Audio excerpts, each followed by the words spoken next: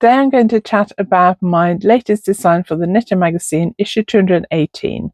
I'm going to show you what the design looked like before I sent it off to the magazine, and I'm going to show you what the model photographs look like, and I'm going to show you a little bit about what else is in this issue of the Knitting magazine, which is in the shops in the UK now. So I hope you enjoyed today's video.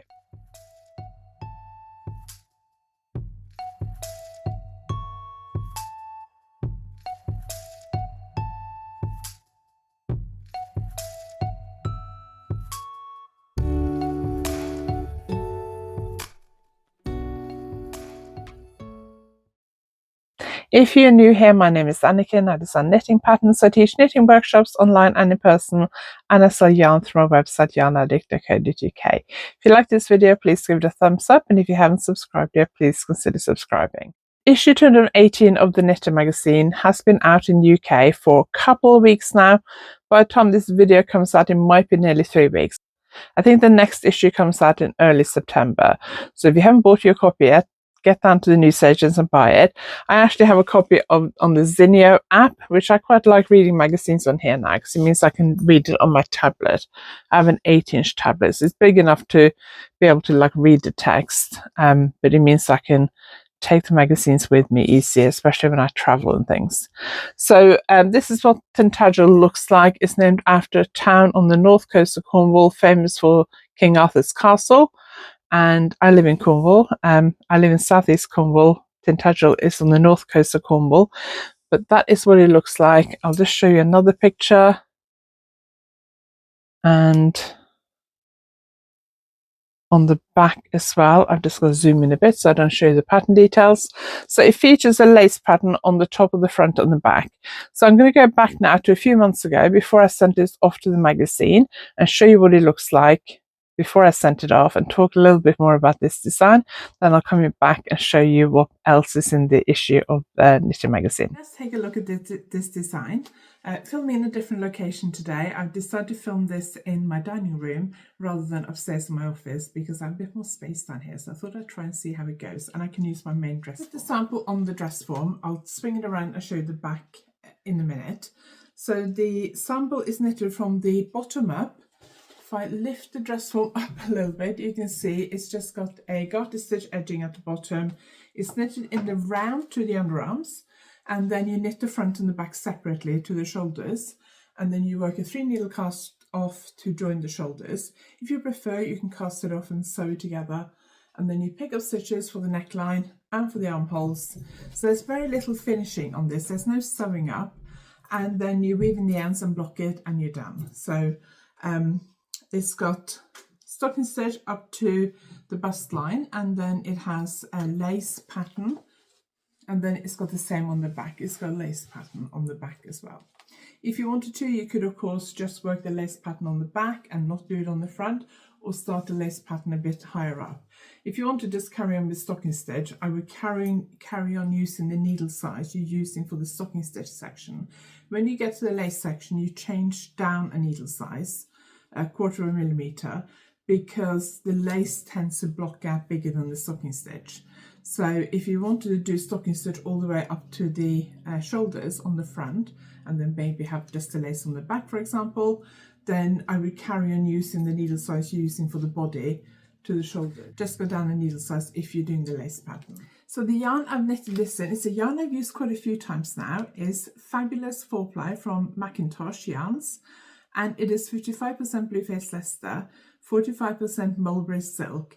It has 400 meters per 100 gram, and I think this sample, which is the smallest size, so the equivalent to UK size 10, it used less than 200 grams, I think. I think the largest size, just off the top of my head, is about 3.5 skeins, something like that. I know a lot of people are put off by using a 4-ply yarn because they think it's going to take a lot longer to knit, but it does really make it more affordable because a little goes much longer. So if you think of a hand-dyed yarn, quite often 100 gram of DK and 100 gram of 4-ply will be a similar price, and the 4-ply goes a lot further. So I do think there is something to be said for a 4-ply yarn, even though I know lots of people are put off by thinner yarns. Try it. Doesn't matter if it takes a little bit longer to knit it.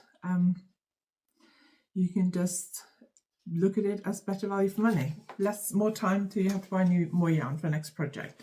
Okay, so this colorway is called Magnificent, and let's just have a look at the body. The body is knitted in the round, and can you see it's got this kind of, I don't know whether it's pooling or flashing or what we call that, but it hasn't got that up here on the lace section, and that's one or two reasons. It can either be because on the lace section it's worked back and forth, so the number of stitches you're working across is fewer. It may also be that the lace pattern, because it opens it up, actually disguises some of that colour pooling or flashing. Now, some people don't like that. I appreciate that. It will depend exactly on how the yarn is dyed. So even though Macintosh, they have set colourways, so they dye, and the colours that I had, the skeins I had, they looked very consistent just to my eye. But obviously the way yarn is hand dyed, especially with a slightly variegated yarn like this, each skein is not going to be identical. There is going to be some variation between each skein. And also how many stitches you have, your exact tension. So if you use the same needle size as me, but your tension might be slightly different.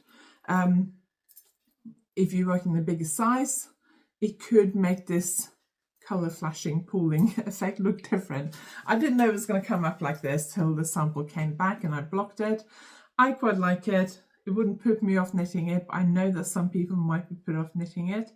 What I would say is that if you're worried about these kinds of things, alternate skeins. So wind 2 skeins and knit this section you're knitting in the round. So you could do one round of one round of the other, or you could do 2 rounds. It's up to you. If I was knitting in the round, I would probably change colour every round. If you're knitting back and forth, I would do 2 rows till the underarms, and then I would just probably carry on with 1 skein for the top section. Because if there is any pooling or flashing here, you can't really see it because of the lace pattern. So I know that this will concern some people. With hand-dyed yarn, it is going to be a little bit more unpredictable, and it doesn't bother me. That's why I like hand-dyed yarn. If you want your knit to be 100% consistent, no difference in the colour, completely uniform, then hand-dyed yarn probably isn't the right yarn for you. Even though this obviously does look a bit variegated in the skein. So I haven't got a skein here, but I've got a tiny bit left of a ball. So you can see there are sort of turquoises and greens in here, and there is variation in the colour. But even if you have a yarn that looks like it's solid, there's always going to be a bit variation. It's not going to be 100% solid like this kind of yarn, which is machine dyed in a factory.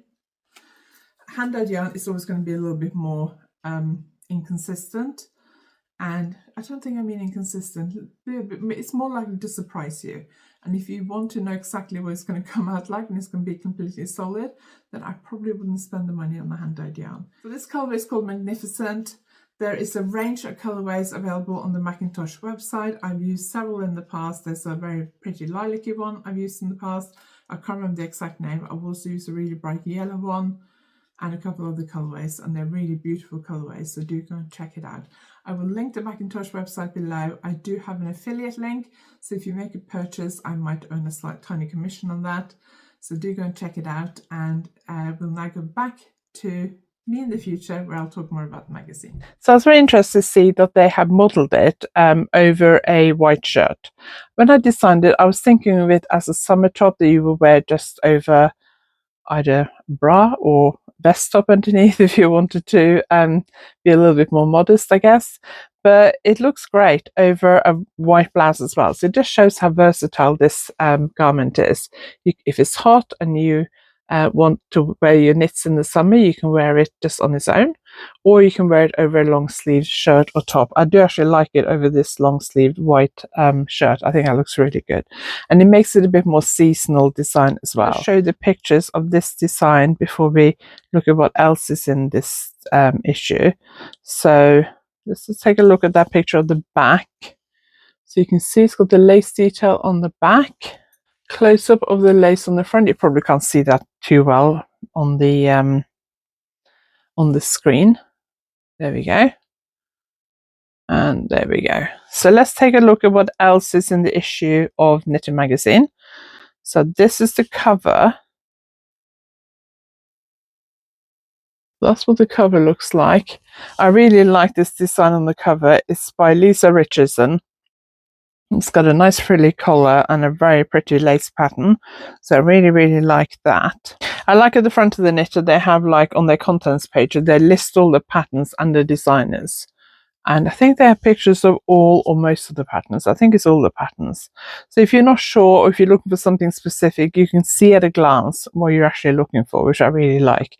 And there is a big variety of patterns in this issue, including some lace shawls, some garments, some kids stuff, socks, and a men's this issue. Let's take a look at some of the items in this issue. This is Richmond Hill by Lisa Richardson. That's the cover design. Really pretty and very feminine. That's knitted in cotton trio from Rowan. This design looks really good, fun and interesting to knit. It's by Lucy George. And it's very bright. I do like that. That's quite colourful. If you're not into colourful colours, you could probably also do it in more muted colours. That's knitted in Rico Essentials Cotton DK. That looks like quite a fun, interesting design. Then there are some yarn review pages, some book pages, and then a design by Kath Andrews, lovely knitter and designer, a shawl which called Lorelei, which is knitted in Shetland lamb's wool. Really pretty wrap. Let's see if they have a picture showing some of the other details of the wrap as well. And there's my design, which I've already talked about, so let's flick past that one quickly. And there's one called Sparrow from Anna Hull. Very pretty. I'm not going to show you all the designs in this this issue. There's an interview with Caroline Burkett. I always find it interesting to read these interviews, see what inspires other designers. And then there's a design by Caroline Burkett as well. Then there's a children's cardigan called Ottilie. I have two friends with granddaughters called Ottilie who are about the same age. Oh, hang on. I did not realize that I had two designs in this issue. So do I split this video into two designs? Because I've also filmed a little bit about this design. I kind of had forgotten about this design. I thought it had already been published. So maybe I'll include them both here. So this is Janneke. My daughter's name, one of my daughters, her middle name is Janneke, but it's spelled differently from this. But this is knitted in West Yorkshire Spinners Exquisite Lace, which is a lace weight yarn, 20% mulberry silk, 80% Falklands wool. So the two yarns I've used for this issue are both got mulberry silk in them. I do like silk blend yarns. They are really, really nice. This takes just one skein. And again, it's a yarn I've used a lot and I really, really like it. I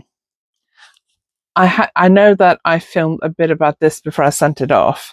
So I'm going to add that after I've shown you. Hang on, let me just show you these two photos as well. So the bit I filmed about this design, I'll add that in here, and then I'll come back and show you more of what's in this issue. So let's take a look at this shawl, and then we'll go back and look at the magazine. So this is a triangular shawl. Let me take off the dress form first and show you the shape, and then I'll show you different ways of wearing it. I think that's easier. So it is a triangular shawl. It takes one skein of West Yorkshire Spinners Exquisite Lace. But it starts down here with just a few stitches, then you increase along the edges, and you finish at the top with a few rows of garter stitch and then a cast off. So it is a very big, I think the wingspan, so the width at the top is about 2 meters. You can of course make it smaller. If you make it smaller, the wingspan will be narrower and it won't be as deep. I can't remember the depth off the top of my head, but that'll obviously be in the pattern. It's got a beautiful lace pattern all the way over. So wearing triangular shawls can sometimes be a little bit tricky. A lot of people used to like wearing them like a scarf, bunched up like that. Like a scarf. I'm a bit careful of how I wear this because it's been blocked and I got to post it off to the magazine later today. So I'm filming this a few months before the magazine actually comes out. I will also quite often, when I wear these scarves, just throw it kind of sideways so that the V hangs down on one side, and then just throw the long ends over my shoulders, so it kind of comes a bit sort of asymmetrical sideways over my body. You can of course also just wear it as a traditional shawl, so just wrap it around the back of your neck with a V at the back, and you can either fasten it with a shawl pin, or you can, if you're wearing it over like a lightweight summer dress or something, you can fasten it with a shawl pin, or you can just tie it together in a knot at the front like that. So depending on how large you are, if you're kind of tall and my size, you might want to go for the full size. If you are smaller, then you could make one that's a little bit smaller, and you just fold the pattern, you stop whenever you feel it's big enough. It is worth blocking it before you make that decision. So if you think it's getting big enough, either put it on the longer circular needle. If you have interchangeable ones, just use a longer cable, knit it onto a longer circular needle, and then you can even screw the interchangeable needle tips off and put some end stoppers on, or you can thread them onto a barber. Problem is, because this is quite thin yarn and 3.5mm needles, I think you've got to be careful what kind of barber cords you use. Make sure they're not too thick, because if they're thicker than your knitting needle, they'll stretch the stitches. So just make sure your barber cord is the same thickness as your knitting needles or thinner, so you can thread it on. Or you can just put it on a piece of waste yarn, and then you can actually block it. You can only block it properly by soaking it and then blocking it properly, or you can just mock block it, which basically means you pin it out dry. I find that when I do that, it doesn't stretch out to quite the size that it does when I block it properly. It's good enough to get an idea of the size, and I find that quite useful then, because then I can work out the size. Let's talk about the yarn. So I used Exquisite Lace from West Yorkshire Spinners, a yarn I've used loads of times before. Really like it. It's 80% Falklands wool and 20% mulberry silk, and it has 800 meters per 100 grams. And it is perfect for shawls, but it's also really good for garments. Done this pair of socks by Brona Miskelly. Really pretty socks. Right, better get through this quickly because I didn't know I had 2 designs in this issue. And then really nice men's sweater cable design by Sarah Hatton. Then there is a article by Faye Perriam-Reed about smooth shaping for shoulders, so covering short row shaping, which is one of the things that I teach in my online professional finishing techniques course as well, and my in-person finishing techniques course. It's got a thing from the next issue of the Knitter. That design there is mine, which I'm very excited to see, because it's the first, I think it's the first design I've designed for a magazine featuring a mosaic stitch pattern. So I'm very excited about that. That'll be the next issue, which is out on 4th of September, so not very long really. Might be next week after this comes out. 2 designs of mine in this issue. I think one of them was supposed to be a couple of issues ago, which is why I didn't realize it was in here. So 2 designs of mine in this issue. I'm really excited about that. I hope you enjoyed today's video, and it wasn't too long, adding in the bit I filmed before this. I hope you enjoyed it. If you haven't got the Knitter, it's still in the shops in the UK now. It's issue 218, and that is what the cover looks like. This is on an app called Zinio, Zinio, and you can either subscribe to the Knitter on there, or you can just buy individual issues. And they sell loads of other magazines on there as well. So I find that quite useful to keep track of all my magazines. I hope you enjoyed today's video. If you liked it, please give it a thumbs up. And if you haven't subscribed yet, please consider subscribing. Thank you very much for watching, and I'll see you next time.